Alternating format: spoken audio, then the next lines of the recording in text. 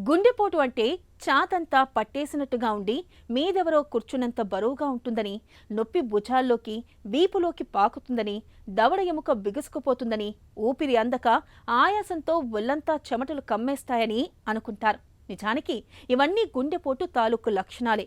అయితే మారిన మన జీవనశైలి, అలవాట్లు, బీపీ, షుగర్ వంటి జబ్బుల కారణంగా ఇవాళ గుండెపోటు లక్షణాల తీరుతెన్నులు చాలా వరకు మారిపోతున్నాయి. ఒకప్పటిలా నొప్పి తెలియడం లేదు. ఎలాంటి లక్షణాలు లేకుండానే గుండెపోటు విరుచుకుపడుతుంది. ముఖ్యంగా షుగర్ జబ్బుతో బాధపడే వారికి నొప్పి తెలియని గుండెపోటు ముప్పు ఎక్కువని చెబుతారు డాక్టర్లు. మధుమేహుల్లో నొప్పి తెలియని గుండెపోటు గురించి ఇప్పుడు తెలుసుకుందాం.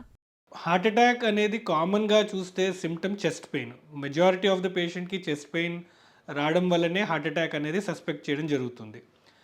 ఈ పెయిన్ అనేది రావడానికి పెయిన్ అనేది నరాల ద్వారా ఆ సెన్సేషన్ ఫీలింగ్ బ్రెయిన్ వరకు చేరుతుంది. సో నరాల పనితీరు కరెక్ట్‌గా ఉంటే పెయిన్ అనేది ఎక్స్‌పీరియన్స్ చేయడానికి కూడా వీలవుతుంది.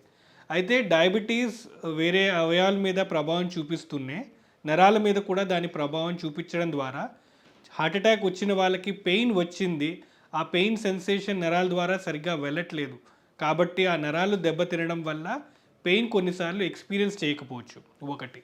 రెండోది అలాగే ఆ పెయిన్ సెన్సేషన్ కూడా యాక్చువల్ పెయిన్‌లా కాకుండా వేరే అన్‌యూజువల్ సిమ్టమ్‌లా కూడా వాళ్ళు పర్సీవ్ చేసే అవకాశం ఉంది. సమ్ అన్‌ఈజీగా ఉండడం కానీ, వేగ్ సెన్సేషన్‌లా ఉండి, క్లాసిక్‌గా ఉండే severe chest pain diabetic patients experience చేయకపోవచ్చు.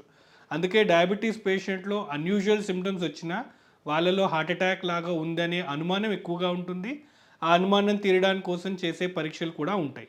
సో హార్ట్ అటాక్ అనేది అందరికీ క్లాసిక్‌గా చెస్ట్ పెయిన్ అనే రావాలని లేదు. కొన్నిసార్లు ఆయాసం రావడము, లేదా వాంతులు రావడము, అన్‌కాన్షియస్ అయిపోవడము, లేదా అన్‌ఈజీ ఫీలింగ్‌గా ఉండడము.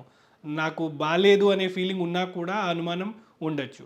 సో ఎవరికైతే డయాబెటీస్ ఉన్న వాళ్ళల్లో హార్ట్ అటాక్ వచ్చే రిస్క్ పెరుగుతుంది కాబట్టి వాళ్ళలో అనుమానం కూడా ఎక్కువగా ఉంటుంది. అండ్ అనుమానంకి తగ్గట్టు పరీక్షలు చేసి ఆ ప్రాబ్లమ్‌ని మనం నిర్ధారించాల్సిన అవసరం ఉంటుంది.